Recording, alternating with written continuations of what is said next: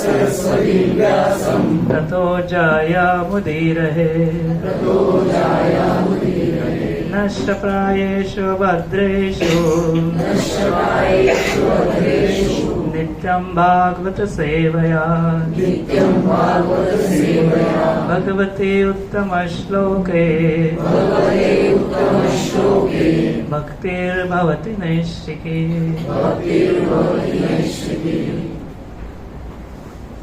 आज मी श्रीमद भागवत मधला एक श्लोक घेणार आहे. तुमचं इथे काही गीतेचा गीतेचा 5 अध्याय. काही दिवसापूर्वीच आपण जन्माष्टमी साजरी केली, त्यानंतर राधाष्टमी होती. तर श्रीमद भागवत मधले 10व्या स्कंदामध्ये जी कृष्णलीला वर्णित आहे, तर त्याच्यामध्ये एक पुतना वध म्हणून हाचा एक प्रसंग आहे. त्यातला एक श्लोक आहे की पुतना लोक बालकनी राक्षसी रुधिराशना जिंगासयापि हरे स्तन दत्वाप सद्गतिम किम पुनः श्रद्धया भक्त्या. कृष्णाय परमात्मने यच्चन प्रियतमं किम नु रक्तास्तमातरुत यथा. ह्याचा आपल्याकडे मराठी पुस्तक नाही, पण करतो की पुतना जी आहे ती अशा प्रकारची एक राक्षसी होते की लहान मुलांचा वध करून त्यांचं रक्त प्राशन करत असते आणि कृष्णांना मारण्याच्या उद्देशाने त्या ठिकाणी गोकुळमध्ये आले होते. आणि दुग्धकान करत असताना तिला एक उत्तम अशी सद्गती प्राप्त झाली. त्या श्लोकात सांगितले की जे नैसर्गिकरित्या भक्तीने आणि प्रेमाने भगवंताची सेवा करतात तर त्यांची किती चांगली सद्गती होऊ शकते. आणि मग याच्या तात्पर्यात असं सांगितलंय की आता पुतमा जी होती राक्षसी, ती तर केवळ वध करण्याच्या उद्देशाने त्या ठिकाणी आली होती. तिला कृष्णांबद्दल काहीही प्रेम नव्हतं. वास्तविक द्वेष आणि हत्या करण्याचा तिचा उद्देश होता. आणि त्याप्रमाणे तिने जे दुग्धपान करायला सुरुवात केली, पण त्यानंतर भगवंतानी तिला अतिशय उच्च असं स्थान प्रदान केलं. आता असं असतं की वास्तविक माता ही ते आपल्या अपत्याप्रती फार स्नेह आणि प्रेम असतो. त्या ठिकाणी द्वेषाचा प्रश्नच उद्भवत नाही. तिथे एक तुलनात्मक अभ्यास असा दिलाय की पुतना जी ती केवळ मारण्याच्या उद्देशाने त्या ठिकाणी आली होती, पण तरी सुद्धा तिला अतिशय उच्च असं आध्यात्मिक स्थान प्राप्त झालं. तर यशोदा माता आहेत किंवा इतर गोपी आहेत, त्यांनी तर श्रीकृष्णांची प्रेमाने सेवा केली होती. तर त्याचा अर्थ असा आहे की स्वाभाविकच गोपींना जे ते अत्यंत महत्वाचं असं स्थान प्राप्त झालं. आणि त्याकरिता चैतन्य महाप्रभू जे भगवान कृष्ण साक्षात स्वरूपातच कलियुगामध्ये चैतन्य महाप्रभूच्या रूपात प्रगट होतात. त्यांनी आपल्याला सांगितलंय की आता जेव्हा आपण भक्ती करतो तर आपल्या समोर काहीतरी एक उत्तम उदाहरण असलं पाहिजे. सगळ्यात उत्तम भक्ती कोणी केली असेल तर गोपींनी. आणि त्यासाठी त्यांनी लिहिले की रम्या काजित उपासना ब्रजवधू वर्गे या कल्पिता. त्याचा अर्थ असा आहे की गोपींची जी प्रेममयी सेवा आहे ती अतिशय उच्च दर्जाची आहे. तसं तात्पर्य सांगितलंय. आता आपण एक गुरुप्रती प्रार्थना करू आणि मग याच्याविषयी चर्चा करू. ओम अज्ञानतिमिरन्धस्य ज्ञानाञ्जनाशलाकया चक्षुरुन्मिलितं येन तस्मै श्रीगुरवे नमः. श्रीचैतन्यमनोभीष्टं स्थापितं येन भूतले स्वयं रूपः कदा मह्यं ददाति स्वपदान्तिकम्. वन्देऽहं श्रीगुरु श्रीयुतापदकमलं श्रीगुरुं वैष्णवांश्च श्रीरूपं साग्रजातं सहगणा रघुनाथान्वितं तं सजीवं साद्वैतं सावधूतं परिजनासहितं कृष्णचैतन्यदेवं श्रीराधाकृष्णपदान् सहगणा ललिता श्रीविशाखान्वितंश्च हे कृष्ण करुणा सिन्धो दीनबन्धो जगत्पते गोपेश गोपिका कान्त राधाकान्त नमोऽस्तुते तप्त काञ्चन गौराङ्गे राधे वृन्दावनेश्वरि वृषभानुसुते देवी प्रणमामि हरिप्रिये वाञ्छाकल्पतरुभ्यश्च कृपा सिन्धुभ्यैव च पतितानां पावनेभ्यो वैष्णवेभ्यो नमो नमः। जय श्री कृष्ण चैतन्य प्रभो नित्यानंद श्री अद्वैत गदाधर श्रीवासादि गौर भक्तवृंद हरे कृष्णा कृष्णा कृष्णा हरे हरे हरे राम राम राम हरे हरे।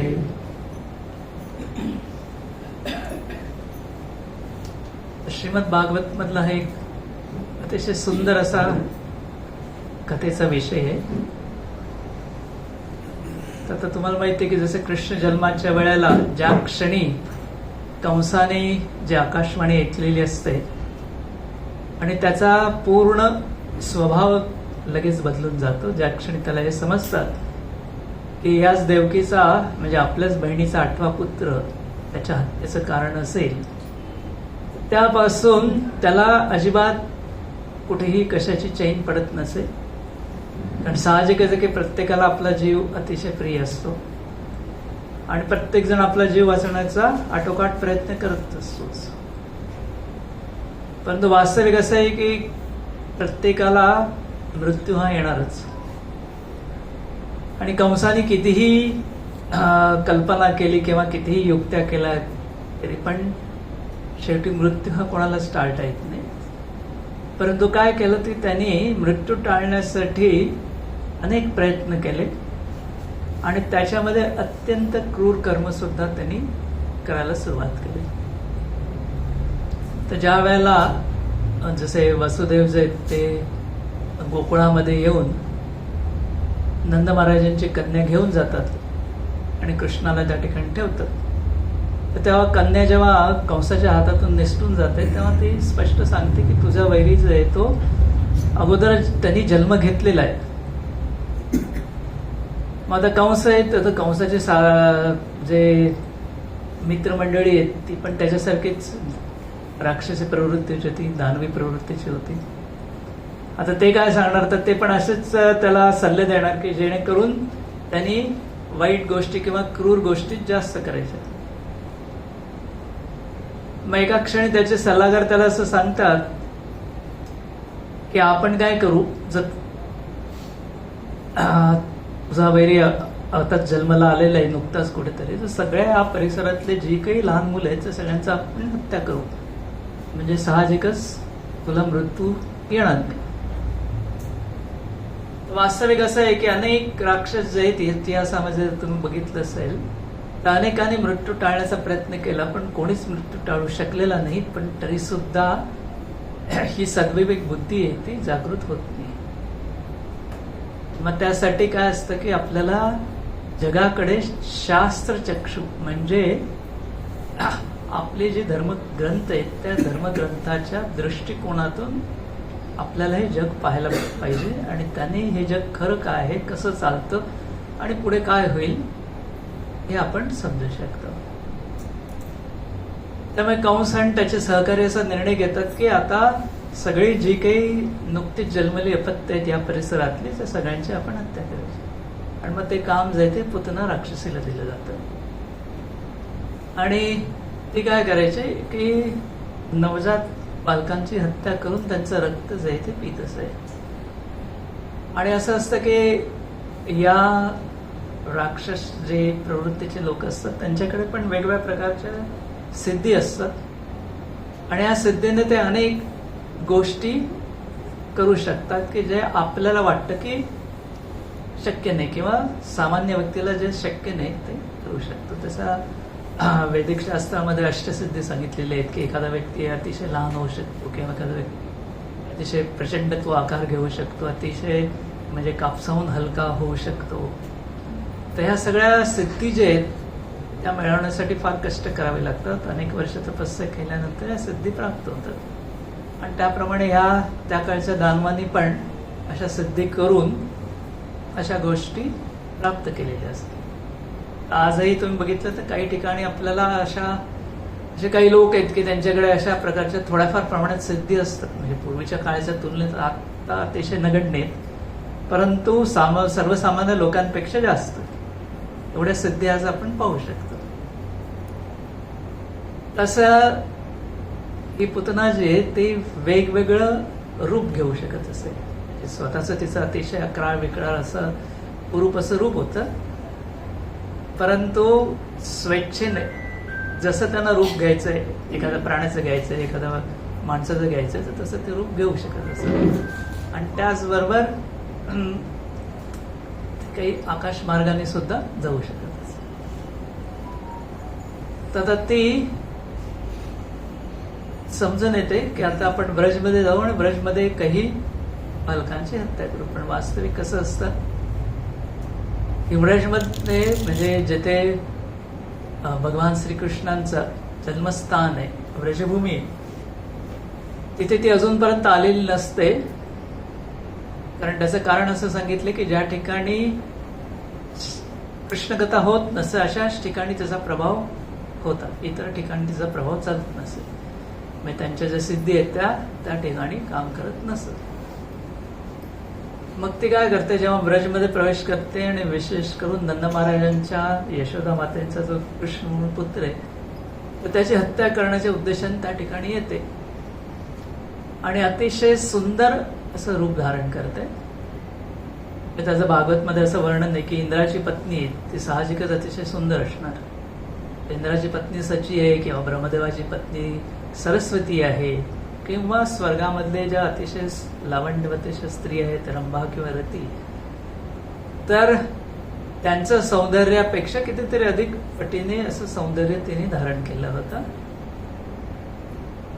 जणू काही साक्षात लक्ष्मीच त्या ठिकाणी उपस्थित आहे असं ब्रजवासी लोकांना वाटत होतं. आणि मग ते नंद महाराजांच्या नंदभवन म्हणून नंदग्राम म्हणून वृंदावनामध्ये गाव आहे, गोकुळमध्ये एक आहे गाव, तर त्या नंदभवनामध्ये ती प्रवेश करते. आणि त्यावेळेला कोणीच तिला ओळखत नसतं. आता काय असतं की आपण या आपल्या परिसरातल्या सगळ्या लोकांना ओळखतो आणि गावातले लोक ओळखतात गावातल्या लोक, आणि ही तर नवीनच होती.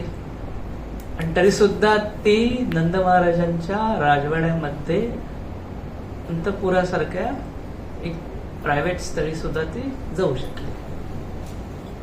तर त्याचं कारण असं आहे की तिला अजून कोणीच अडवलं कसं नाही, की रोहिणी मातेनी सुद्धा अडवलं नाही किंवा यशोदा मातेने अडवलं नाही. तर त्याचं सांगितलं जातं की भगवंताच्या ज्या अनेक शक्ती आहेत त्यापैकी एक लीला शक्ती आहे,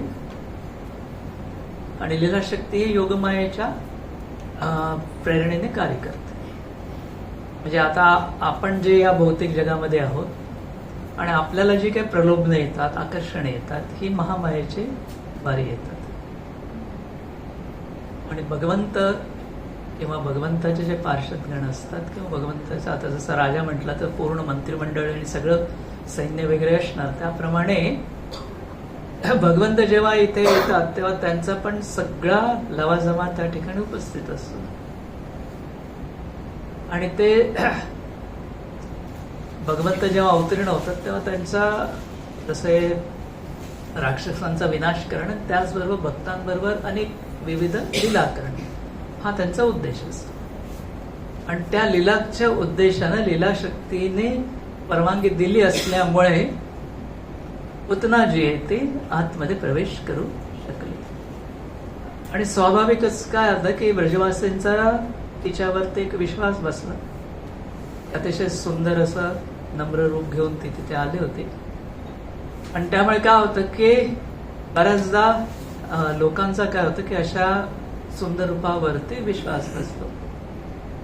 आणि त्यामुळे पण आपण पाहतो की जसं आता ॲडव्हर्टाइजमेंट इंडस्ट्री आहे, तर त्या ठिकाणी पण एखादा एक देखणा व्यक्ती असतो किंवा देखणी स्त्री असते आणि त्यांच्या मार्फत त्या वस्तूची जाहिरात केली जाते आणि लोक पण ती वस्तू त्या जाहिरातीला भरून घेत असतात.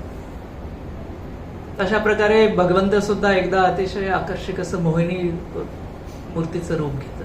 तेव्हा दानव आणि देव यांच्यात संघर्ष होतो आणि अमृत त्यातून प्रकट होतं आणि दानव जे ते अमृत घेऊन निघून जातात आणि देवतागण जे आहेत वास्तविक त्यांना अधिकार आहे. देवतागणांना अधिकार काय, तर देवतागण जे आहेत ते भगवंताच्या कार्यामध्ये सहकार्य करतात आणि दानवजण जे आहेत ते भगवंताच्या कार्यामध्ये विघ्न करतात. जेव्हा असुर प्रवृत्तीचे लोक असतात तर त्यावेळेला काय होतं की अनेक युद्ध होतात आणि अनिश्चित असं वातावरण असतं. आता आपण पाहतो की जगामध्ये काही भागामध्ये युद्ध चालू होतं. ते युद्ध चालू आहेत तर त्यावेळेला काय असतं की केव्हाही कुठेही मिसाईल्स कोसळू शकतात, बॉम्ब कोसळू शकतात. आता आपण भारताने 1971 साली युद्ध अनुभवलं होतं. कारगिल युद्ध झालं पण ते सीमेवरतीच राहिलं, भारताच्या आतमध्ये प्रवेश नाही केला. आता जे 1971 सालचं ज्यांनी युद्ध अनुभवलं असेल त्यांना माहिती असेल की पूर्ण देशभरात जे एक भीतीचं वातावरण असतं. त्यानंतर अचानक जे सायरन वाजला जातो आणि मग तुम्हाला कुठेतरी शेल्टर खाली जाऊन थांबायला लागतं आणि पूर्ण असे इन्स्ट्रक्शन दिले असतात, असं वागायला पाहिजे, तसं वागायला पाहिजे. तर तसं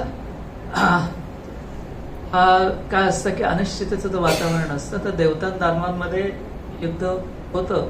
युद्धाची सुरुवात असते की आता अमृत कलश कोणी घ्यायचं. तर त्यावेळेला भगवंत काय होतात, अतिशय सुंदर असं मोहिनी रूप घेतात. आता भगवंत जेव्हा स्वतःच असं रूप घेतात तेव्हा सगळेच जण त्यांच्याकडे आकर्षित होतात आणि दानव जे आहेत ते अमृत कलश त्याच्या हातात देतात आणि सांगतात की जशी तुझी इच्छा असेल त्याप्रमाणे तू हे अमृत वाटू शकतो. म्हणजे एवढे तिच्याकडे ते आकर्षित गेलेले असतात. आता एवढी त्यांनी इतक्या दिवसाची मेहनत करून ते अमृत मिळवलेलं असतं आणि तो कलश आहे ते तिच्या हातात देऊन ते मोकळे होतात. तर अशा प्रकारे विश्वास जो आहे ते सुंदर असं देखणं रूप आहे ते प्राप्त करू शकतं आणि त्यामुळे ही पुतना आहे ती आतमध्ये जाऊ शकते. आणि मग पुतना काय करते, आतमध्ये जाते. तर तिच्या मनात भाव असतो कृष्णाची हत्या करायची आणि त्यासाठी तिने काय केलं असतं तर अतिशय प्रचंड असं भयंकर विष लावलेलं असतं. आणि ज्या वेळेला ते नवजात बालक कृष्ण आहेत त्यांना हातामध्ये घेते आणि त्यांच्याकडे पहिला दृष्टिपात टाकते, त्या क्षणी तिला समजून येतं की हे असामान्य बालक आहे. कारण तिने अजूनही अनेक बालकांची हत्या केलेली असतं पण केवळ नुसता एक दृष्टी टाकतात तिला समजून येतं हे असामान्य बालक आहे. या बालकाकडे अद्वितीय अशी शक्ती आहे आणि हे बालक संपूर्ण विश्वाचा नाश करू शकेल.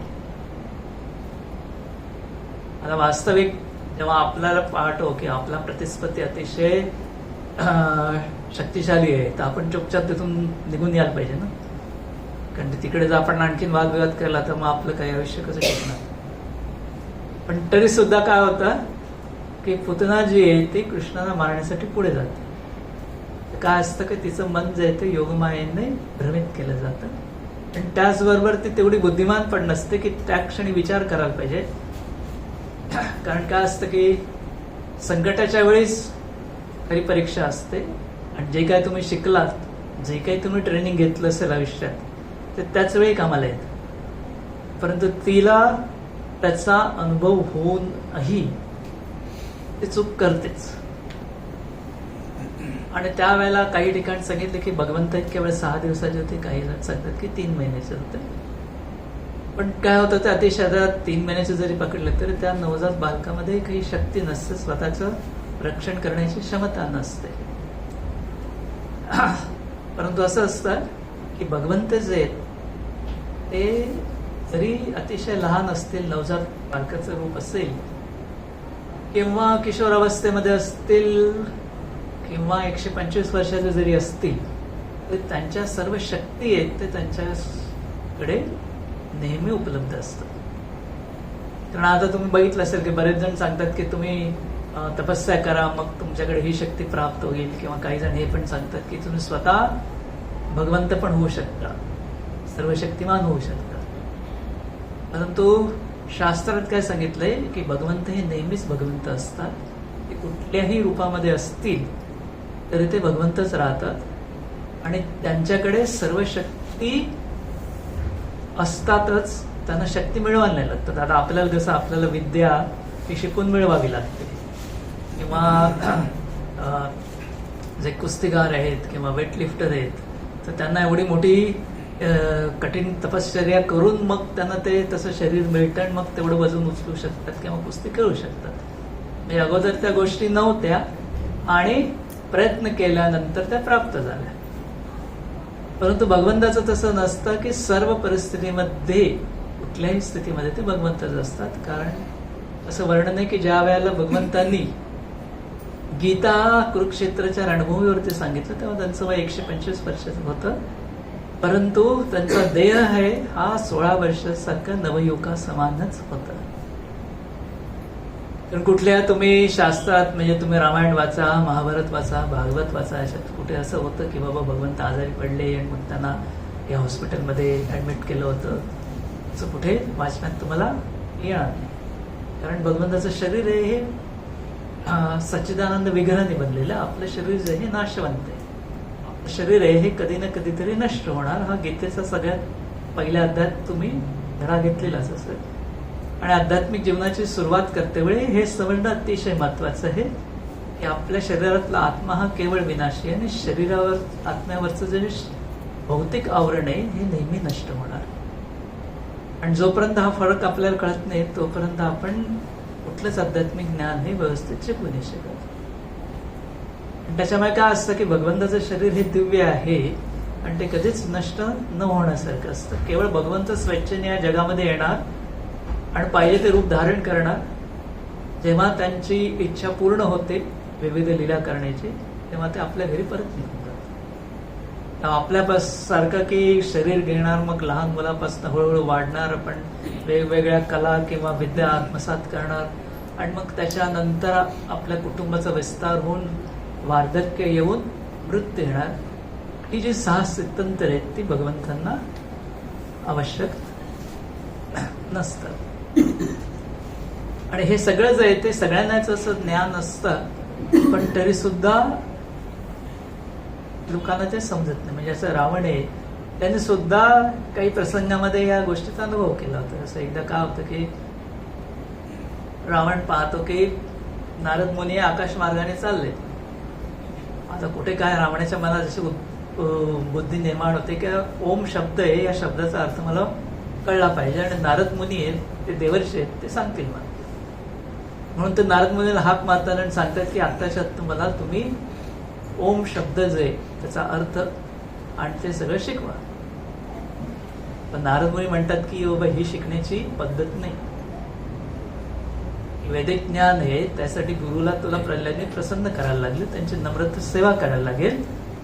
मी 4थ्या अध्यायात बघितलं असेल तद्विधी प्रणिपातेन परिप्रश्न सेवा आहे. म्हणजे सगळ्यात प्रथम नम्रतेने तुम्ही प्रश्न विचारा, गुरुची सेवा करा, शरणागती व्हा आणि मग तुम्हाला ते ज्ञान मिळेल.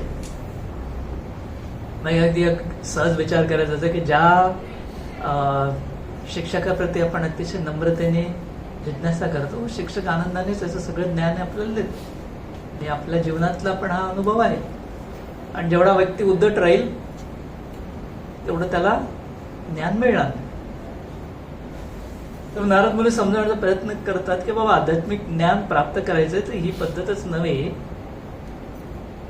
तेव्हा रावणाचं कसं आहे का तर नाही म्हणणं हे रावणाने कधी आयुष्यात ऐकलेलं नसतं.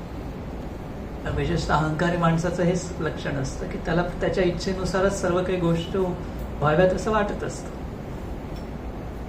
आणि मग भगवान शंकरांनी रावणाला एक तलवार दिलेली असते, त्याचं चंद्रहास असं नाव असतं. आणि ती तलवार काढतो आणि नारद मुनीवरती आक्रमण करतो. आणि नारद मुनी म्हणतात ठीक आहे, तुझी इच्छा असेल तर तू माझ्यावर प्रहार करू शकतो. तो काय असतं, जी तलवार आहे ते त्याचा काहीच परिणाम नारद मुनींच्या शरीरावर होत नाही. आणि नारद मुनी सांगतात की माझा देह जो आहे हा भौतिक देह नाही, त्यामुळे तुझी जी तलवार आहे जरी तिला वरदान प्राप्त आहे परंतु ती आध्यात्मिक शरीरावरती नाही चालणार. आता हे समजल्यानंतर रावण समजतं की माझ्याकडे असलेलं अमोघ असं अस्त्र आहे तेच नाही चालत, म्हणजे माझ्यापेक्षा हा व्यक्ती श्रेष्ठ दिसतो. मग आता तो म्हणतो तसं करायला पाहिजे. तेव्हा लगेच त्याचा क्रोध नष्ट होतो. त्याला समजतं की आपण किती क्रोध केला तरी पण समोरच्या व्यक्तीचं काय, केसाला पण आपण धक्का नाही लावू शकत. आपल्या हातात असलेली एवढी अवैध अशी तलवार आहे पण ती सुद्धा या शरीरावरती काम नाही करत. मग ते म्हणतात की बाबा तुम्हाला हे शरीर प्राप्त कसं झालं. नारद म्हटलं हेच तर मी सगळ्यांना शिकवण्यासाठी जगभर फिरत असतो आणि सगळ्यांना आध्यात्मिक ज्ञान देतो, आणि जे कोण आध्यात्मिक ज्ञान घेतात त्यांना ह्या भौतिक देह नष्ट झाल्यानंतर दिव्य देहाची प्राप्ती होते. तर तुला ऐकायचं असेल तर तुला पण शिकवतो, पण तुला त्या पद्धतीने जायला पाहिजे. आणि त्याला सांगतात की भगवान विष्णू आहेत, त्यांना शरण जायला पाहिजे. सगळ्यात प्रथम तो मुख्य मुद्दा आहे. विष्णूचं नाव घेतल्यानंतर नावावर जो आहे तो विचार सोडून देतो. आणि मग पुढचं रामायण तुम्हाला माहिती आहे काय होतं रावणाचं. एवढे सगळे वरदान एवढं सगळं प्राप्त असूनही तो युद्धामध्ये कधीच यशस्वी होत नाही. असं आहे की भगवंत हे भगवंत असतात, सामान्य जीव हे सामान्य जीवच राहतात. आपण कितीही प्रयत्न केले तरी भगवंत हे सर्व शक्तीचे स्तोत्र आहेत आणि आपण त्यांच्या तुलनेत अतिशय क्षुल्लक आहोत. आणि मग आपण पाहतो की ही जी पुतना आहे ती भगवंतांना मांडीवर घेऊन दुग्धपान करण्यासाठी सुरुवात करते. त्याच वेळी भगवान श्रीकृष्ण आहेत आपले डोळे बंद करून देतात. कारण काय असतं की भगवंतांना या पापी स्त्रीचं कोण पाहायचं नसतं. आता एखाद्या व्यक्तीने अनेक पापकृत्य केलेली असतील, नीच व्यक्ती असेल तर कोणाला त्याचं कोण पाहावं असं वाटणार आहे.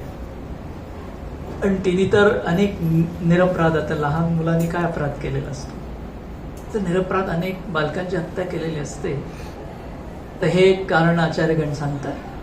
आणि त्याच्यानंतर दुसरं पण असं सांगतात की भगवंतांना तिला एक हे द्यायचं असतं की आश्वासन द्यायचं असतं की तुझं जे काही कुकृत्य आहे तू चालू ठेव. आणि त्याच नंतर दुसरं असं भगवंत भगवंताचं अवतीर्ण आहे यदा यदा धर्मस्य, की ज्या ज्या वेळेस धर्माची ग्लानी होईल त्यावेळेस भगवंत अवतरित होऊन धर्माची पुन्हा स्थापना करतात. मग त्यासाठी अनेक राक्षसांचा जे धर्माच्या विरुद्ध कार्य करतात त्यांचं वध करणं आवश्यक ठरतं. आणि नेमकं आता या त्यांच्या अवतरणामध्ये पहिला जो दानव आहे ती एक स्त्री असल्यामुळे भगवंतांनी काय केलं की आपले डोळे मिटून घेतले. आणि भगवंतांनी काय केलं का तर हिचा मनातला भाव काय आहे तर क्रूर आहे, माझी हत्या करण्यासाठी आले. परंतु तिने बाहेरून रूप काय घेतले तर एका मातेचं रूप घेतले आणि दुग्धपान करण्यासाठी ती या ठिकाणी आलेली आहे. तर भगवंताने केवळ तिचा तो भाव जो आहे तो पाहिला. आणि त्यानंतर कृष्णाला प्रचंड राग येतो की हिने जे आहे ती अनेक बालकांची हत्या केली आणि आता तिने ब्रजभूमीमध्ये पण प्रवेश केलाय आणि इथून ती सुरुवात करणार आहे. त्यावेळी भगवंत काय करतात की इतके छोटे असूनही तिचं सगळं जे प्राण वायू जो आहे तो सगळं जीवनशक्ती आहे ते ओढून घेतात. आणि त्यामुळे काय होतं तिला प्रचंड वेदना होतात. ती एवढी किंचाळायला सुरुवात करते की सर्व पृथ्वी ग्रहलोक जो आहे हा त्याने हादरून जातो. आणि जसं आता भूकंप झाल्यानंतर सगळी अशी धरणी कंपन पावते तशी धरणी कंपन पावायला लागते. आणि ती काय करते की कृष्णाने जे दूर लोटण्याचा प्रयत्न करते, हातपाय झाडते आणि सर्व शक्तीने कृष्णाला दूर ढकलण्याचा प्रयत्न करते. पण तो कृष्णाच्या तावडीतनं ती काही सुटू शकत नाही. मग ती काय करते घराच्या बाहेर येते आणि घराच्या बाहेर जाऊन ते गवताचं कुरण असतं त्या कुरणावर जाऊन ती धाड करून कोसळते आणि गतप्राण होऊन जाते. तर त्यावेळेला अनेक वृक्ष तिच्या शरीराखाली चिरडले जातात. आणि भागवत मध्ये असं वर्णन आहे की 12 मैल दूर, 12 मैल म्हटल्यानंतर मुंबईचा तो जो अर्ध मुंबई पण त्याच्यात समाविष्ट होऊन जाईल, एवढं प्रचंड त्याचं शरीर आहे. त्यानंतरचे दात म्हणजे जसा शेत नांगरण्यासाठी नांगर असतात ते नांगर होते. त्यानंतरच्या नागपुड्या म्हणजे जसे पर्वतामध्ये मोठमोठ्या गुफा असतात त्या समान त्याच्या नागपुड्या होत्या. त्यानंतरचे केस असायचे ना, ते केस जशी लाल रंगाची झुडपं असायची, झुडपा समान त्याचे केस होते. त्यानंतर डोळे म्हणजे जशा विहिरी असतात तशा मोठमोठ्या विहिरी समान त्याचे डोळे होते. त्याच्या मांड्या म्हणजे जसं नदीचे बांध असतात, तीर असतात, त्या तीरा समान. त्यानंतर हात जसं आपले ब्रिज असतात त्या ब्रिज समान, पुला समान प्रचंड असं ध्येय होतं. आता जसं असतं की बऱ्याचदा आपण जेव्हा अशा प्रकारचं वर्णन शास्त्रामध्ये वाचतो तर त्यावेळेला लोक काय म्हणतात की ही एखाद्या साधूने डोंगरामध्ये बसून काहीतरी कल्पना विलास लिहिलेले, कारण एवढं मोठं रूप आपण कधी पाहिलेलं नाही कोणाचं. तर म्हणून आपण एक उदाहरण घ्यायचं असेल तर आता आपल्या घरामध्ये मुंग्या असतात. आता त्या मुंग्याचं विश्व किती मोठं असतं. एक दाणा खाल्ला का त्यांना दिवसभर काही भूक लागणार नाही, पण आपलं काही ते एका दाण्याने पोट भरू शकत नाही. असं त्या मुंगीला जर सांगितलं की याच जगामध्ये हा माणूस प्राणी आहे आणि त्याचं एवढं मोठं शरीर आहे आणि त्याचं एवढं मोठं आयुष्य आहे, तर ती समजू शकेल का? नाही समजू शकणार. किंवा आता पावसाळ्यामध्ये आपण पाहतो की छोटे छोटे किडे जे आहेत ते दिव्याभोवती जमा होतात आणि त्यांचं संपूर्ण आयुष्य जे आहे की जन्मापासून मृत्यूपर्यंत हे 12 तासाच्या अवधीत समाप्त होऊन जातं. तर त्या किड्याला जर एखाद्याने सांगितलं की बाबा हा मनुष्य प्राणी या जगामध्ये तुझे जे 12 तास आहेत ते 12 तास दिवस, तसंच 12 तासाची रात्र, असं त्याचा 24 तासाचा एक दिवस होतो आणि मग ते 30 दिवसाचे जे तो एक महिना होतो आणि मग त्याला 12 गुणलं तर ते 1 वर्ष होतं, असं 100 वर्ष तो जगतो. तर त्या किड्याला त्याचा हिशोब लावणं शक्य होईल का? नाही होणार, कारण त्याची आकलन क्षमता तेवढी नाहीच आहे. तर तसंच आपली मानव म्हणून जे आकलन क्षमता आहे ती सीमित आहे आणि मानवापेक्षा देवतागण आहे त्यांच्याकडे आपल्यापेक्षा जास्त शक्ती आहे आणि त्यामुळे त्या आपल्याला जमणार नाहीत अशा अनेक गोष्टी करू शकतात. परंतु आपल्याला जमत नाही याचा अर्थ आपण असा कधीच काढू नये की त्या गोष्टी अशक्य आहेत आणि कधीच शक्य होणार नाही. आणि मग त्यामुळे काय होतं की हे असं सापेक्ष जे जग आहे ते आपल्याला समजून घेतलं पाहिजे. मग विशेष म्हणून आपण एक मानव आहे तर मानवाच्या काय क्षमता आहेत हे आपण ओळखून घेतलं पाहिजे. आणि जेव्हा आपण आपल्या क्षमता ओळखून देतो तेव्हा आपण समजू शकतो की भगवंता त्यांची शक्ती काय आहे आणि त्याच्या तुलनेत आपली शक्ती काय आहे आणि त्याच्यामुळे आपण भगवंतांना शरण जाऊ शकतो. आता तुम्ही बघा की या जगामध्ये प्रत्येक जणाला आनंद प्राप्त करायची इच्छा आहे, परंतु आनंद असं मिळतोच असं नाही. आता बघा की काही 1-2 वर्षापासून रशिया आणि युक्रेन मध्ये युद्ध चालू झाले आणि काही दिवसानंतर आता आपण बघितलं की इस्रायल मध्ये युद्ध चालू. म्हणजे अचानक त्या शहरावरती बॉम्ब हल्ला झालाय आणि जे होत्याचं ते नव्हतं झालं. म्हणजे आता युक्रेनमध्ये आमचे काही भक्त आहेत, आता त्या भक्तांचे 2-2 घरं होती, दोन्ही घरावरती बॉम्ब पडल्यामुळे आता काय तर फक्त जशी आपली सुटकेस असते ना तेवढी सुटकेसमध्ये जेवढे कपडे मावतील तेवढेच त्यांच्या हातामध्ये राहिले. आता कधी त्यांनी स्वप्नात असं विचार केला होता की आपली दोन्ही घरं नष्ट होतील आणि आपण निर्वासित होऊन आता त्यांच्याकडे काय आहे तर एका बागेमध्ये जेवढं सामान मावेल तेवढंच त्यांच्याकडे आहे. आणि आपण पाहिलं की आता जसं आपण बघितलं की इथे ही पुतना राक्षसी एक क्रूर पद्धतीने लहान बालकांची हत्या करतात. आता तुम्ही बघितलं की युद्धामध्ये सुद्धा अनेक बालकांची ती क्रूररित्या हत्या केल्याची चित्र आपण TV वरती पाहतो, मीडियामध्ये आपण पाहतो. तर अशी जी आहे ती ह्या गोष्टी, ह्या अशा आदिभौतिक गोष्टी ज्या आहेत, जेणेकरून जरी आपली इच्छा नसेल तरी आपल्या जीवनामध्ये घडत असतात. आणि इथे काय असतं की ज्या वेळेला ह्या प्रचंड आवाज होतो आणि राक्षसी तिथे गतप्राण होऊन पडते, त्यावेळेला सगळ्यात प्रथम गोपींना, रोहिणी माता आहे, यशोदा माता यांना फार भीती वाटते की आता कृष्णाचं काय झालं असेल. आणि सगळ्यात प्रथम ते कृष्णाला शोधायला सुरुवात करतात आणि कृष्ण जे आहेत ते पुतनेच्या शरीरावरती आनंदाने खेळत असतात. सगळ्यात प्रथम त्यांना तिथून उचलून ते घरी घेऊन येतात. आणि घरी घेऊन आल्यानंतर आता एवढ्या मोठ्या आपत्तीतून कृष्ण अगदी सही सलामत वाचलेत, तर त्यासाठी ते भगवंताचे आभार मानायला सुरुवात करतात, श्रीहरीचे आभार मानायला सुरुवात करतात. आणि त्याचबरोबर एक शुद्धीकरणाची पद्धत असते. यमुनेचं आणि गंगेचं जळ हे अतिशय पवित्र मानलं जातं. मग एखादी गोष्ट अशुद्ध असेल तर ती शुद्ध करण्याची शक्ती या पवित्र जळामध्ये असते.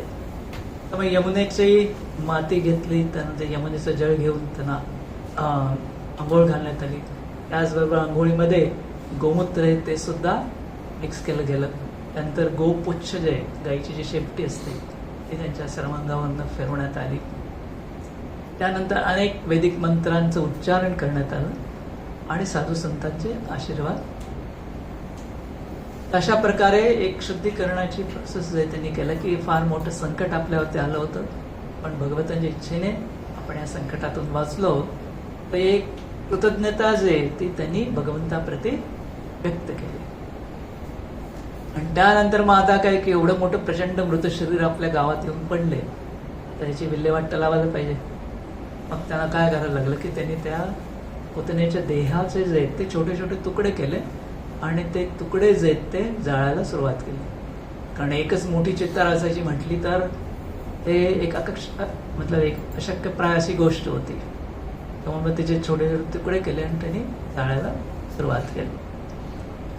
आणि त्यानंतर मग कसं आहे की जेव्हा चिता जळायला लागले आणि नंतर हळूहळू त्यांनी बघितलं की अतिशय सुंदर असा सुवासिक सुगंध, की जसं आगरू म्हणून आहेत किंवा लवंग आहेत किंवा साग, चंदनचं झाड आहे.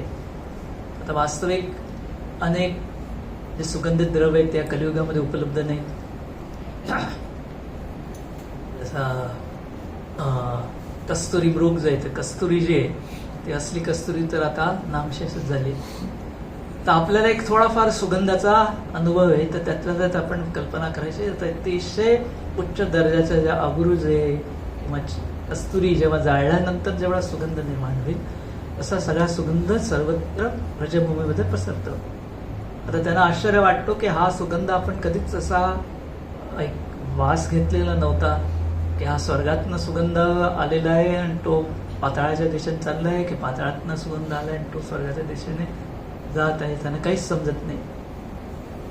पण त्यावेळेला ते पाहतात की एक अतिशय दैदिप्यमान असा सुंदर रथ त्या ठिकाणी उपस्थित झालेला दिसतो आणि पुतना जे तिचं राक्षसी स्वरूप सोडून तिला एक दिव्य देह प्राप्त झालेला असतो आणि ती त्या रथावर ते आरूढ होऊन भगवंताच्या धामामध्ये निघून जाते.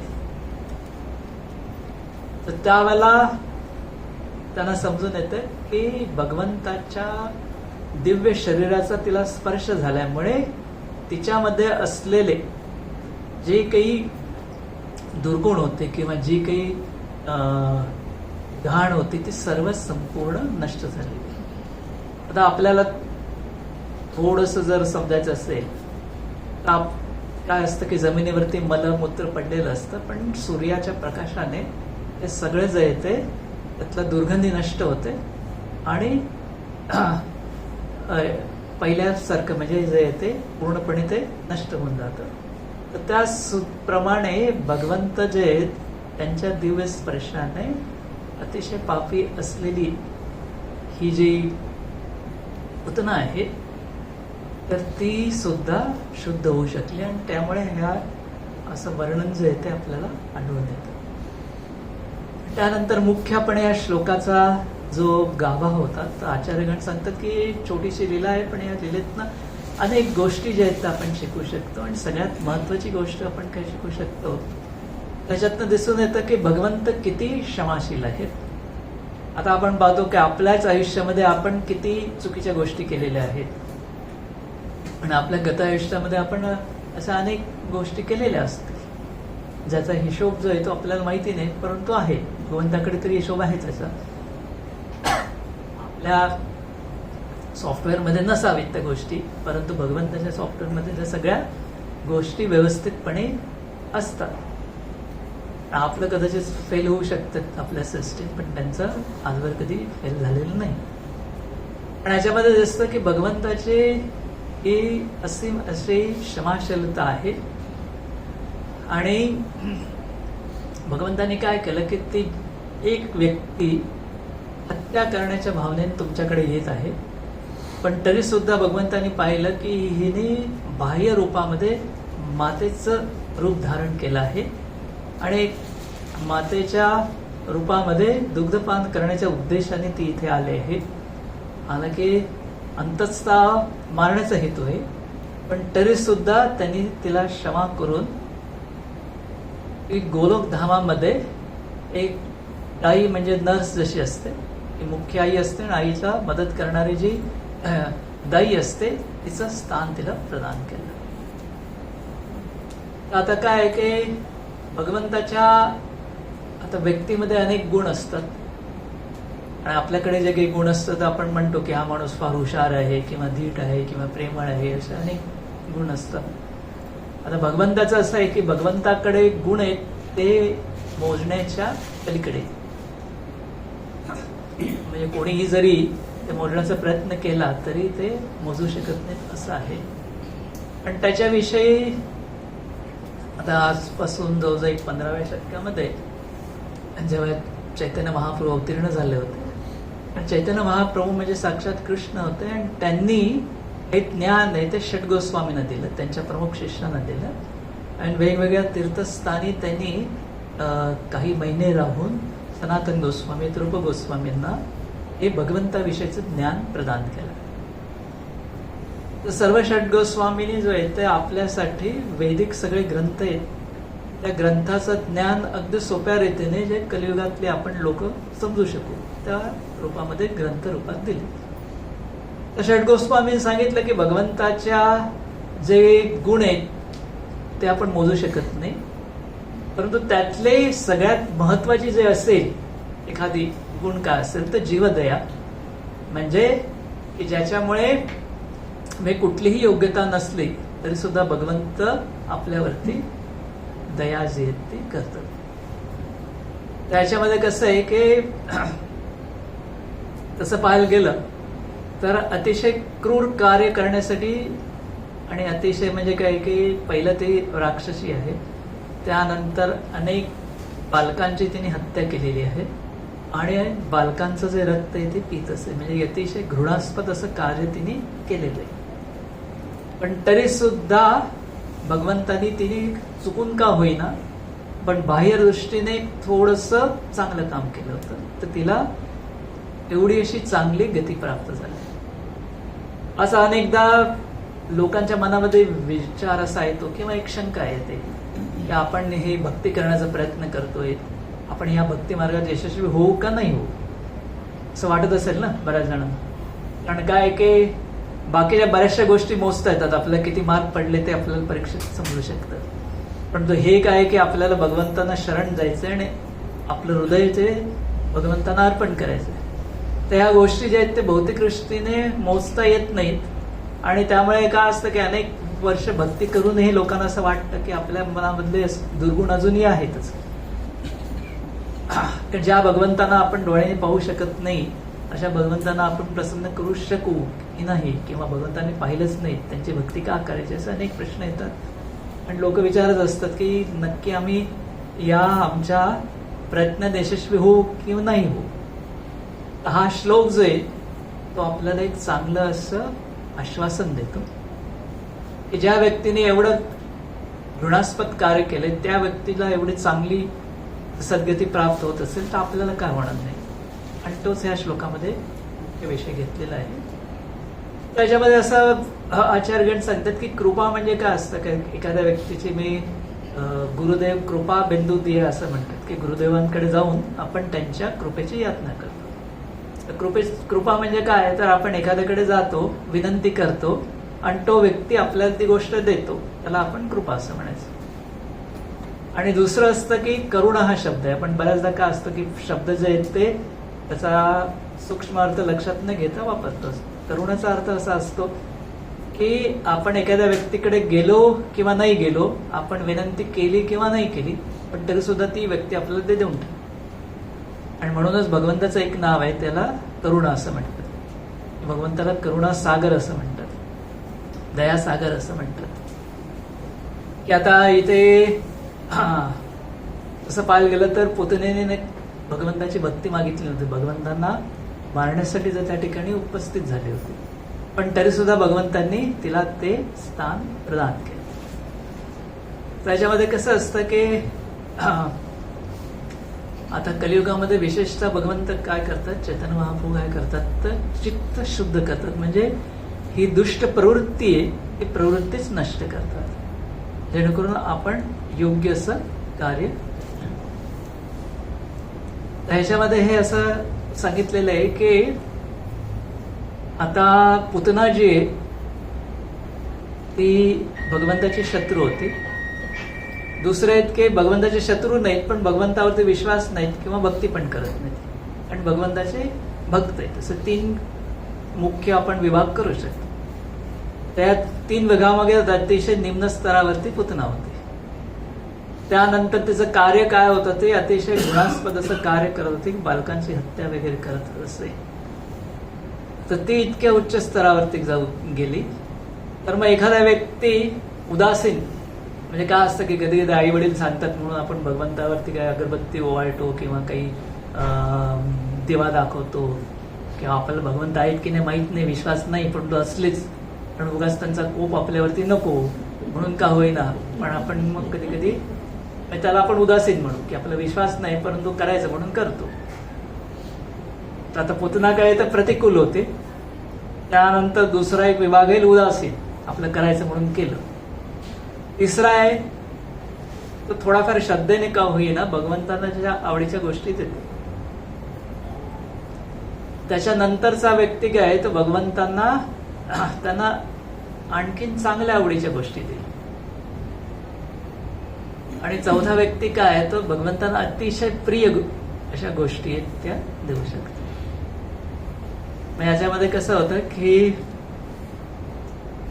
यशोदा माता आहे किंवा गोपी आहेत या अतिशय उच्च स्तरावरती झालं की त्यांच्या हृदयामध्ये प्रेम आहे, भक्ती आहे, आणि भगवंतांना अतिशय जे आवडेल, ज्याने भगवंतांना आनंद होईल अशा गोष्टी ते नेहमी त्यांना प्रदान करत असतात. आता तुम्ही विचार करा, जर अतिशय निम्न स्तरावर व्यक्ती आहे त्याला एवढं उच्च पद प्राप्त झालंय, तो उदासीन पद्धतीने जो करत असेल त्याला त्याच्यापेक्षा आणखीन जास्त प्राप्त होईल. त्यानंतर भगवंताच्या आवडीचं जे करत असेल त्याला त्याच्यापेक्षा जास्त प्राप्त होईल. आणि अतिशय प्रिय जर करत असेल, आमच्या विश्वनाथ चक्रवर्ती ठाकूर म्हणून त्यांनी भागवत वरती सुंदर अशी टीका लिहिलेली आहे. तर ते सांगतात की यशोदा मातेचे काय स्थान प्राप्त झालेले, तर मी तिला दुरूनच नमस्कार करतो आणि तिला जे स्थान प्राप्त झाले ते वर्णित करण्याकडे माझ्याकडे शब्दच नाही, असं ते महान आचार्य म्हणतात. तर यावरून आपण समजू शकतो की आपल्याला कुठल्या विभागामध्ये आपल्याला जायचं आहे आणि त्यानुसार तुम्हाला नक्की फळ प्राप्त होणार. जर पुतनेला एवढं फळ प्राप्त झालंय तर आपल्यालाही प्राप्त होईल. आणि त्यासाठीच भगवंताचं नाव आहे की करुणा सिद्ध म्हणून त्यांचं नाव आहे. म्हणजे असं नाही की आपल्याकडे काय एखाद्या बाटलीमध्ये एखादं लिटर पाणी असतं, आपल्या मुंबई शहरामध्ये काही तलाव आहेत, तलावातनं आपल्याला पाणी प्राप्त होत असतं. पण भगवंताचं कसं आहे की करुणा सागर, म्हणजे की ज्या सागराला अंत नाही असं अथांग सागर जे एवढे भगवंताची करुणा आहे आणि ती सगळ्यांसाठी उपलब्ध आहे. पण मग ते आपल्याला कसं मिळणार? जसं आता आपल्याला कसं आहे की ॲक्सेस मिळायला पाहिजे ना, तर ती आपल्याला गोष्ट प्राप्त करून घेता येईल. तर त्याच्यासाठी काय सांगितलंय, तर जेव्हा आपण गुरुला शरणागत जातो तेव्हा गुरु आहे तीही भगवंताची कृपा आपल्याला त्याचा जो ॲक्सेस आहे तो उघडून देऊ शकतो. तसे श्रील प्रभुपाद जेव्हा पाश्चात्य देशामध्ये प्रचार करत होते त्यावेळेला 70 आणि 80च्या दशकामध्ये जे गायनाच्या क्षेत्रामध्ये जॉर्ज हॅरिसन, बीटल्स म्हणून एकेकाळी जगप्रसिद्ध असे गायक होते आणि त्यातले काही जण जे आहेत त्यांना थोडी अध्यात्माविषयी थोडी लागले होते. त्याच्यातले एक होते ते जॉर्ज हॅरिसन होते आणि ते प्रभुपादांना भेटत असत, प्रभुपादांकडनं मार्गदर्शन घेत असत आणि त्याच वेळी भारतात येऊन ते इतर अनेक साधूंना पण भेटले होते. तेव्हा त्यांनी कोणी त्यांना विचारलं की बाबा प्रभुपाद आणि इतर साधूंमध्ये तुम्हाला काय फरक आढळला? तर त्यांनी सांगितलं, एका वाक्यात उत्तर दिलं की बाकी अनेक साधू आहेत ते म्हणाले की तुम्ही मला शरण या, आणि प्रभुपाद एकमेव होते त्यांनी मला सांगितलं की तुम्ही कृष्णांना शरण जा. त्याच्यामध्ये काय महत्वाचा फरक आहे, तर प्रभुपादांनी जे आपल्या शास्त्रात सांगितले त्या शास्त्रानुसार उपदेश देतो लोकांना दिले. आणि त्यामुळे काय असतं की आपली स्वतःची ओळख काय असतात. आता आपलं प्रत्येकाचं नाव आहे, प्रत्येकाचं एक खानदान आहे किंवा कुळ आहे आणि आपण गर्वाने सांगतो की मी या घराण्यात माझा जन्म झालेला आहे, हे माझं गोत्र आहे आणि ही एक वंश परंपरा आहे आणि आमच्या वंशामध्ये आमच्या पूर्वजांनी एवढी अशी कार्य केलेली होती. तर त्याचा आपल्याला अनुभव एक हे असतं, ती आपली एक ओळख असते. परंतु भगवतधामी जर आपल्याला जायचं असेल तर आपली ओळख ही एका आध्यात्मिक गुरुचा शिष्य अशी असायला पाहिजे, तरच आपल्याला हा करुणा सिंधू आहे तो त्याचा ऍक्सेस आहे हा प्राप्त होऊ शकतो. पण त्यासाठी प्रयत्न करणं अतिशय महत्वाचं आहे. तर आता आणखीन एक धडा या लीलेतून काय शिकायला मिळतं. आता पुतना आहे ते फक्त बाह्य रूपाने एका प्रेमळ माते समान होती, परंतु आंतरिक ती बालकाची हत्या करणारी होती. म्हणजे बाहेरून माता दिसत होती पण आतून तर म्हणजे आजच्या टर्मेला म्हणजे टेररिस्ट किंवा दहशतवादी होती किंवा क्रूर हत्या करणारी होती. तर तसंच बऱ्याचदा काय असतं की बाहेरून एखादा व्यक्ती आपल्याला साधू असं वाटू शकतो त्याच्या रूपावरनं, त्याच्या वेशभूषेवरनं किंवा त्याच्या बोलण्यावरनं, परंतु तो खरोखरा साधू आहे की नाही हे कसं तुम्ही ओळखाल.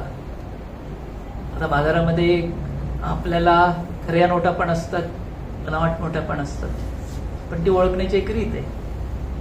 किंवा सोनं आहे, तर सोनं खरेदी करायचं असेल तर आपल्याला माहिती आहे की सोनं कसं खरेदी करायचं. 24 कॅरेट सोनं करायची कसोटी काय आहे, त्या दगडावरती जेव्हा ते घासलं जातं तेव्हा त्याचं खरं स्वरूप ते आपल्याला समजून येतं. आता अनेक तथाकथित सद्गृहस्थ या जगामध्ये आहेत आणि अनेक जण उपदेश करतात, त्यांच्या लाखोच्या संख्येने अनुयायी पण असतात, पण ते नक्की खरेखुरे अधिकृत असे गुरु आहेत किंवा आचार्य आहेत.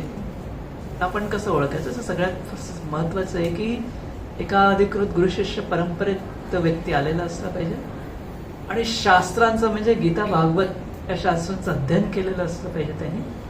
आणि या अध्ययन म्हणजे ती शास्त्र समजली पाहिजे, ती शास्त्र त्यांनी स्वतःच्या जीवनामध्ये उतरवली पाहिजेत आणि त्यानुसार त्यांनी इतरांना उपदेश हा केला पाहिजे. तर अशा व्यक्तीला म्हणजे ते शास्त्रामध्ये खऱ्या आध्यात्मिक गुरुची लक्षणं दिलेली आहेत. ती जर आपल्याला माहिती नसतील तर आपली फसवणूक होते आणि त्यामुळे या कलियुगामध्ये अनेक लोक आहेत ते जे बाह्य दृष्टीने आपल्याला असं दिसून येतं की ते सुद्धा आता भगवी वस्त्र तर अनेक जण घालतात किंवा काही व्रताच्या पिरियडमध्ये पण भरपूर जण घालतात. तर तसं असतं, परंतु याच्यामध्ये कसं असतं की खरा जो गुरु आहे तो कधीच आपल्या शिष्यांना भौतिक गोष्टी किंवा भौतिक आशीर्वाद देणार नाही की बाबा तुमचं म्हणजे तुमच्या जीवनामध्ये कधीच भौतिक दुःख होणार नाही, किंवा तुमचे भौतिक आजार ठीक होतील, किंवा तुम्हाला पैशाची भरभराट मिळेल, किंवा नोकरी लावेल, किंवा व्यवसाय भरभराटीस येईल. तर ह्या गोष्टी ज्या आहेत ते तुम्हाला तुमच्या कर्मानुसार आपोआप प्राप्त होणारच, आणि जीवनामध्ये ह्या चढ उतार चालू राहणारच. परंतु मुख्य म्हणजे काय की ह्या सर्व समस्येचं मूळ कारण जर आपण भगवंताची भक्ती केली तर आपल्याला पुन्हा या भौतिक जगामध्ये यायची आवश्यकताच राहणार नाही, आणि ह्याच्यातून आपली एकदाची कायमची सुटका होऊन जाईल. आता जसं की एखाद्याला काही जखम झाली आहे तर त्याच्यावरती एक तात्पुरती मलमपट्टी करता येते, किंवा त्या रोगाचं मूळ शोधून ते औषध जर दिलं तर रोग हा समूळ नष्ट होतो. तर त्यावेळेला आध्यात्मिक गुरु जो आहे तर नक्की काय करणार, तर तुमचं रोगाचं जे मुख्य कारण आहे ते समूळ नष्ट करेल, आणि तोच जो आहे तो खरा आध्यात्मिक गुरु होऊ शकतो. तर ह्या पोतनेच्या लिहिल्या ह्याच्यातून अनेक जे आपण धडे घेऊ शकतो, त्या धड्यामधला एक महत्वाचा धडा हाच आहे की ज्याच्यामध्ये खऱ्या गुरुची लक्षणं काय ती आपल्याला समजून घेणं अत्यंत आवश्यक आहे. नाहीतर आपलं आयुष्य जसं चाललंय तर थोडीशी सुधारणा झाली, थोडं आपल्याला बरं वाटलं, किंवा आपली लाईफस्टाईल सुधारली तर आपण सर्व काही मिळवलं असं समजता कारण नाही. मुख्य गीता भागवत मधल्या संदेशानुसार जर आपण जीवन जगलं तर नक्कीच आपलं दुःख आहे ते समूळ नष्ट होऊन जाईल. आणि जगामध्ये दुःख आहे की नाही हे सांगण्याची गरज नाही. तुम्ही जगाचा इतिहास बघितला तर त्या इतिहासामध्ये अनेक गोष्टी आहेत, अनेक नैसर्गिक आपत्ती आलेल्या आहेत, अनेक युद्ध आलेले आहेत, किंवा वैयक्तिक आपल्याला मानसिक किंवा शारीरिक आजारही होतच असतात. तर त्यामुळे ह्या गोष्टी सतत राहणारच. तर ह्याच्यातून नक्की बाहेर कसं पडायचं, तर ह्यासाठीच आपल्याला भगवंतांनी गीता भागवत ही शास्त्र दिलेली आहे, आणि त्याचबरोबर एक दृढ विश्वास या कथेतून आपल्याला प्राप्त होतो की आपण सतत प्रयत्न करत राहायचे. जर आपली भक्तीमध्ये मन लागत नसेल किंवा विश्वास नसेल तरी सुद्धा जरी आपण काही भगवंतांना अर्पण केलं तरी सुद्धा भगवंत स्वीकारतील, आणि आपल्याला अतिशय चांगलीशी संधी प्राप्त करून देतील, आणि आपल्याला भक्ती मार्गामध्ये प्रगती करण्यासाठी शक्ती सुद्धा प्रदान करते. तर अशी ही सुंदर लीला आहे ही भागवतच्या 10व्या स्कंदामध्ये वर्णित आहे, आणि प्रत्येक लीलेतनं आपण अनेक प्रकारचे बोध घेऊ शकतो. तर त्यातले हे काही थोड्याशा ज्या काही गोष्टी आहेत त्या आज मी तुमच्या समोर ठेवलेल्या आहेत. आणि आता कोणाला काही याच्या संदर्भात काही प्रश्न असतील किंवा इतर काही प्रश्न असतील तर आपण चर्चा करू शकतो. हरे कृष्ण.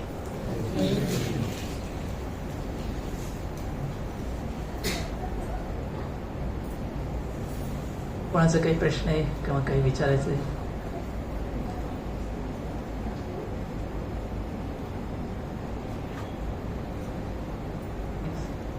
ही जेव्हा लीला घडत होती तेव्हा आई म्हणून त्यांना डाऊट का नाही आला की एवढ्या मोठ्या पुतणेला एवढ्याशा बालकाने मारलं, माझा मुलगा देव आहे हे कसं कळलं नाही? किंवा गावातल्या प्रत्येक वृंदावनमधल्या प्रत्येक गोकुळामधल्या प्रत्येक नागरिकाला असं का वाटलं की आपल्या अंगणात जो खेळतोय तो देव आहे? त्याचं असं असतं की ही जी भगवंताची भक्ती आहे त्या वेगवेगळ्या रसांमध्ये केली जाते. तर वसुदेव देवकी त्यांना माहिती होतं की हा आपला पुत्र आहे, परंतु हे भगवंत पण आहे. आणि त्याच्यामध्ये काय असतं की त्यामुळे व्यवहार करण्याची जी एक पद्धत असते त्याच्यामध्ये एक प्रकारचा आदर असतो. आता तुम्ही पंतप्रधानांकडे गेल्यानंतर किंवा राष्ट्रपतीकडे गेल्यानंतर जरी किती तुमचा जवळचा असतो तरी पण एक हा राहतोच की आदर दाखवावंच लागतं.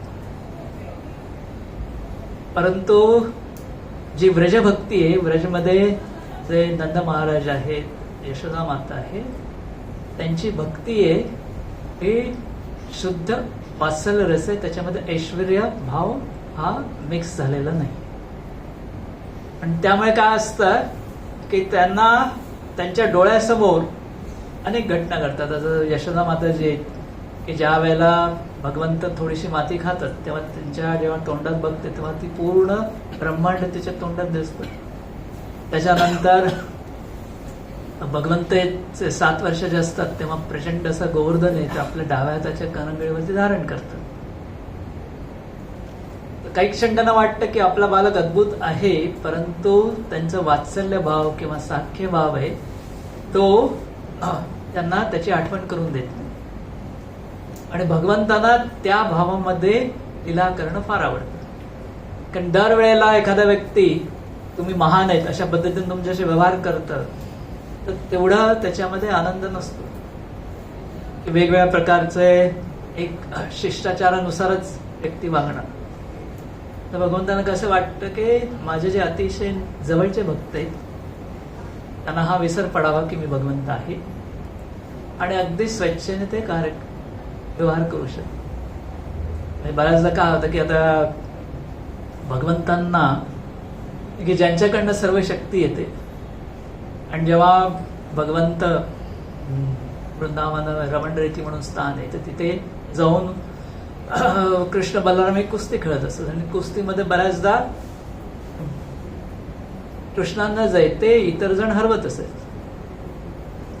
तर वास्तविक हे शक्यच नाही की त्यांना हरवणं, परंतु भगवंतांना हा भक्तांकडनं हरण्यात पण एक प्रकारचा एक विशिष्ट आनंद प्राप्त होत असतो. तेव्हा इथेच भागवतमध्ये स्पष्ट सांगितले की भगवंताच्या लीला शक्तीमुळे पुतना जी आहे ती वृंदावनात प्रवेश करू शकली, नंदभवनामध्ये प्रवेश करू शकले आणि एवढी सगळी अद्भुत कार्य होऊनही नंद महाराजांना असं वाटतं की हा माझाच बालक आहे. एकदा जसं गोवर्धन पर्वत धारण केल्यानंतर काही व्रजवासी आहेत ते येऊन नंद महाराजांना सांगतात की तुम्हाला वाटतं तुमचं बालक आहे, साधारण बालक नाही, हा विशेष आहे, कदाचित हा विष्णू असेल किंवा एक शक्तिशाली देवता असेल, कारण आजवर एवढी अद्भुत गोष्टी यांनी केलेत.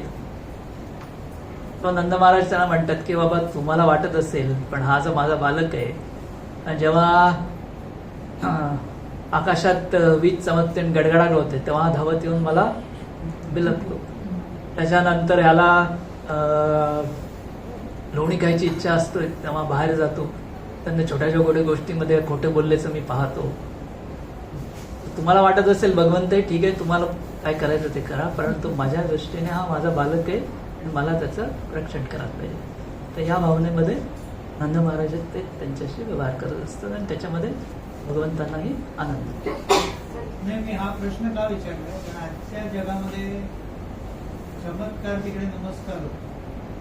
भगवंत एवढे चमत्कार करत होते पण तिकडे वात्सल्य रसामध्ये कोणी नमस्कार करायला गेलं. त्याचं असं आहे की हे लीला जे आहेत हे आपल्यासाठी आहेत की आपण जेव्हा भगवान श्रीकृष्णाचं लीला पाहू, कथा ऐकू, तेव्हा कुठे ना कुठेतरी हे भगवंत आहेत ह्याची लक्षणं आपल्याला दिसली पाहिजे.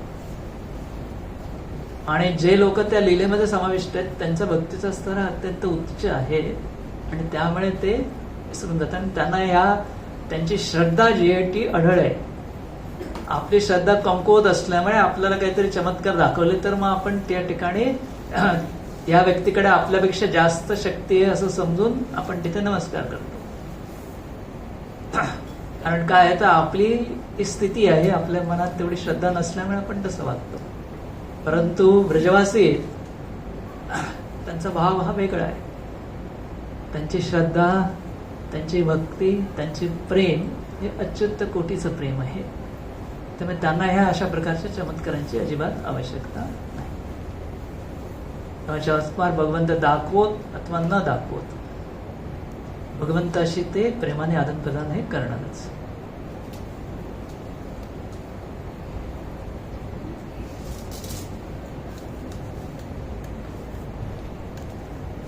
आणखी एक प्रश्न आहे.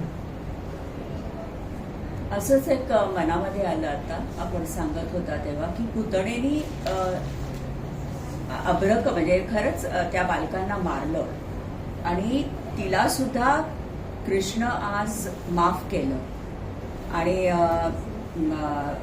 म्हणजे काय म्हणतात स्वर्गातनं तिला रथ आला वगैरे.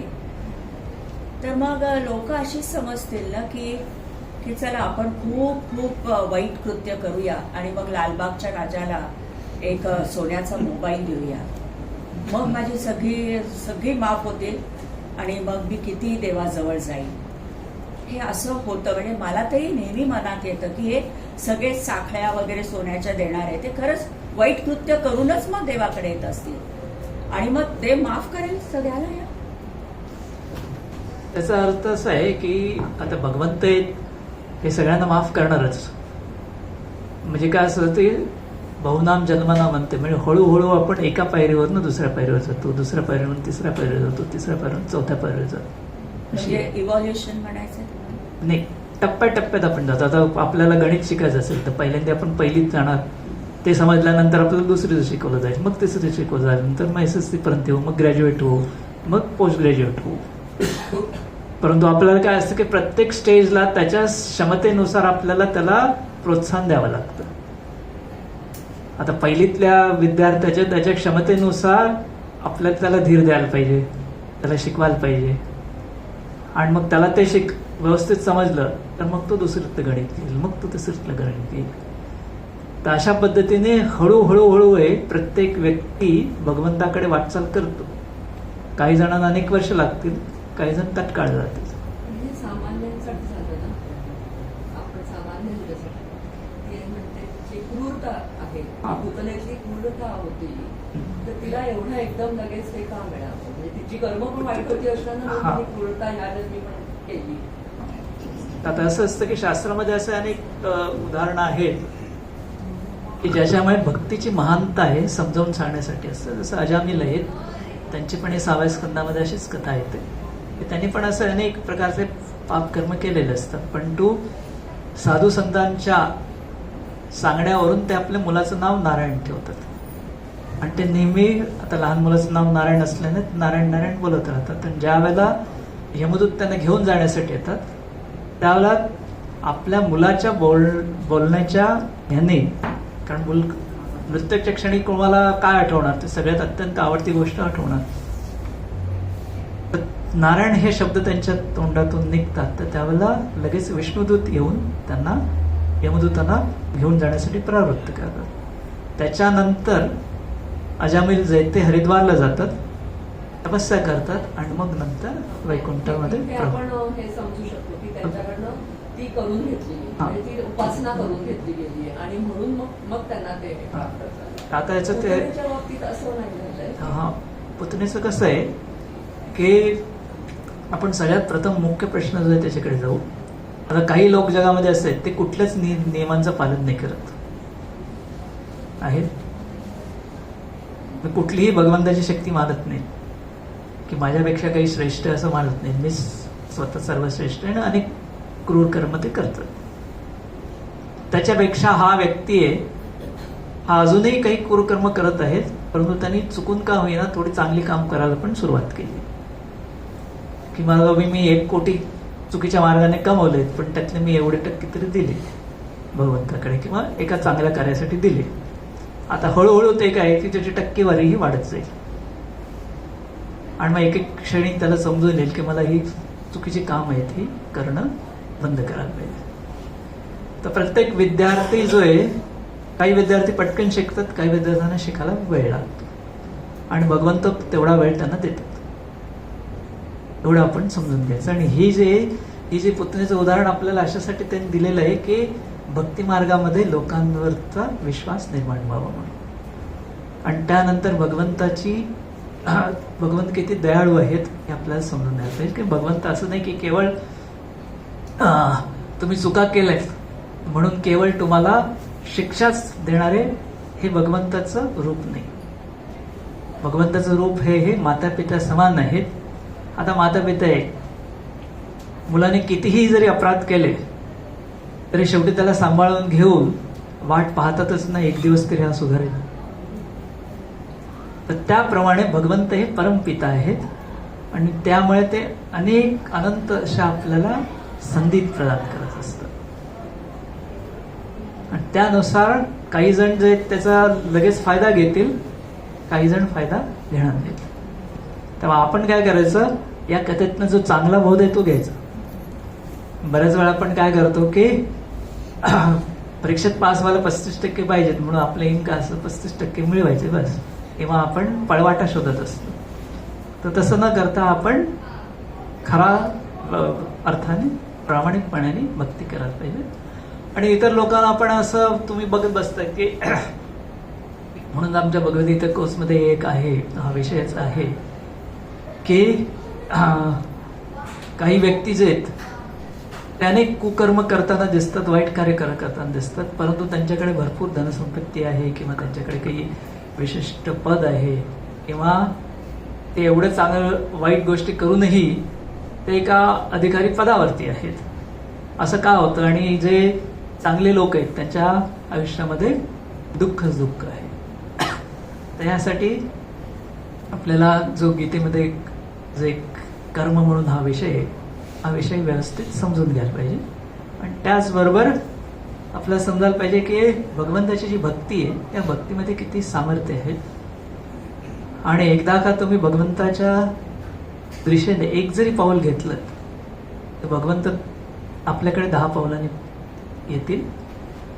आणि जसं एखादा माता पिता आपल्या मुलांचे 100 अपराध, म्हणजे एखादा व्यक्ती कितीही क्रूर असेल किंवा कितीही त्यांनी वाईट कृत्य केलं असते तरी पण माता ही शेवटी माताच राहते आणि तिला आशा असते की हा सुधारेल आणि चांगल्या मार्गाला एक नवेच येईल. आणि त्याच तर प्रेमामुळे काय असतं की अनेक जण जे आहेत ते वाईट मार्गातून चांगल्या मार्गामध्ये येतात. त्या दृष्टीने भगवंत वारंवार प्रत्येकाला संधी देत असतात आणि आपण आपल्या संधीचा फायदा घेऊन पुढे जायचं.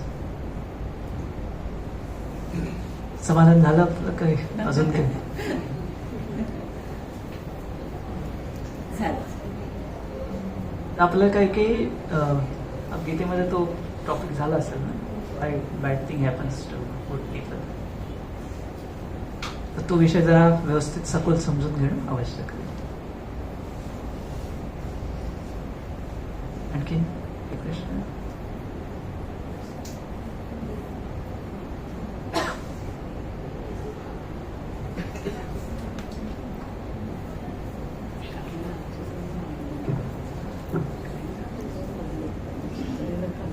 धन्यवाद प्रभूजी. हरे कृष्ण. छान. आज पूतनेच्या गोष्टीवरून आपल्याला बरेच धडे शिकवले. मला एक लहानशी गोष्ट आठवली, ती सांगतो. एकदा कोणीतरी मित्र येतात कोणाच्या तरी घरी, एका व्यक्तीच्या घरी, आणि म्हणतात की काय कसं चाललंय? म्हणलं खूप छान चाललंय. मुलांचं कसं चाललंय? म्हणलं खूप छान चाललंय. अच्छा, काय छान चाललंय? मग मी सांगतो काय छान चाललंय. मग एका लहानशा त्याच्याच मुलाला जवळ बोलवतो आणि म्हणतो, काय रे 5 गुणिले 6 किती होतात? तो म्हणतो 32.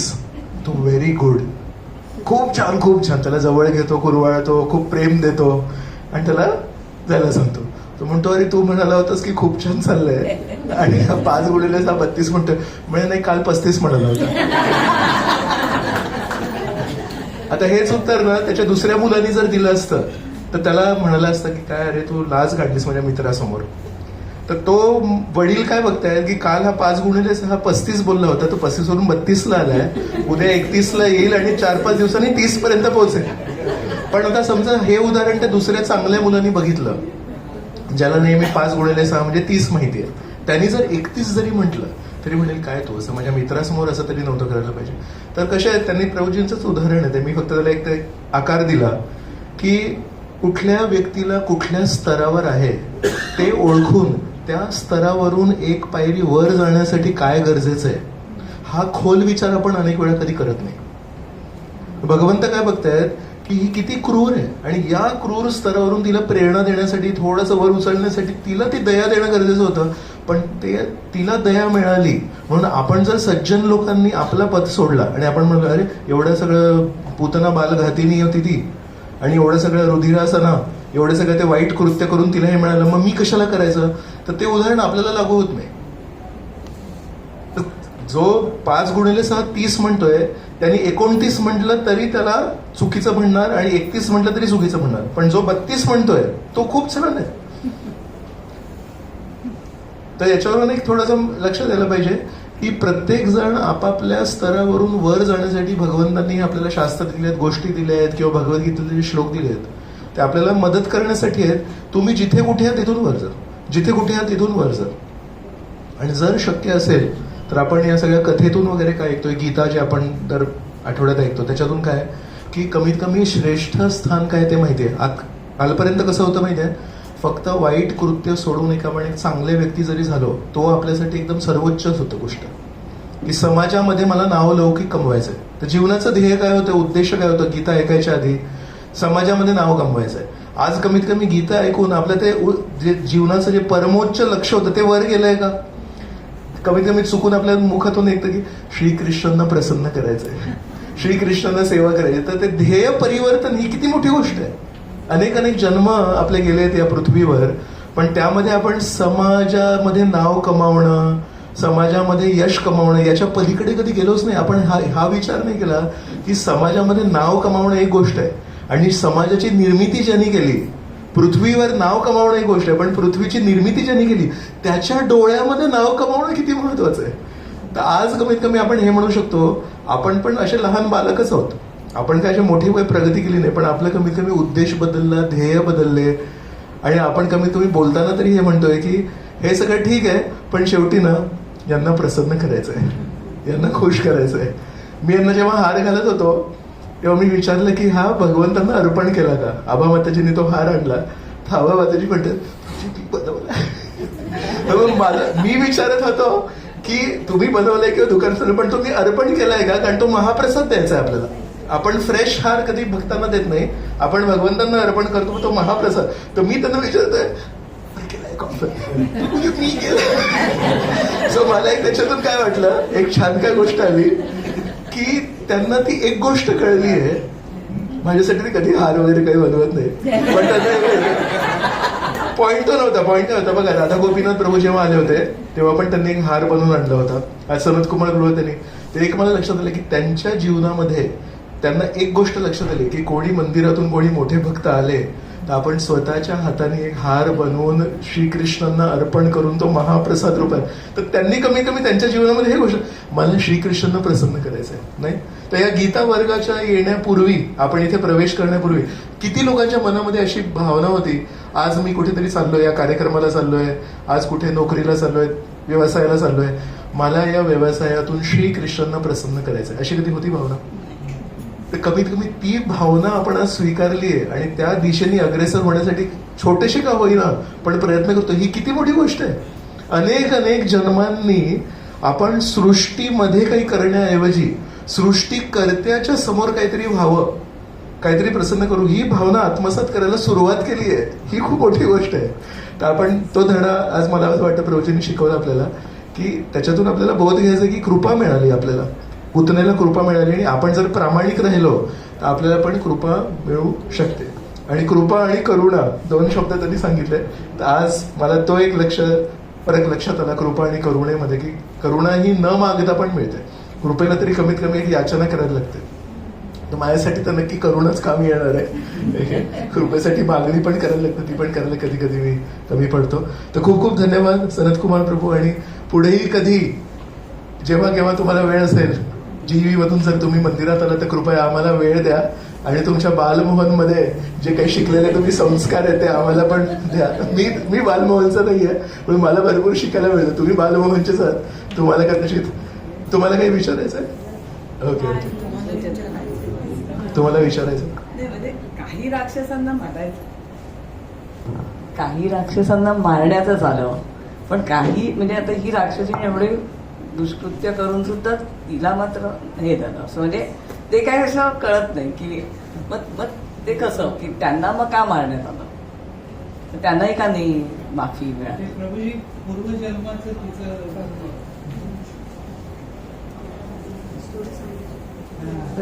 त्याचं असं आहे की ज्या राक्षसांचा वध भगवंताच्या हातात होतो त्या व्यक्तीला मुक्तीचं स्थान तरी प्राप्त होतच, असं आहे.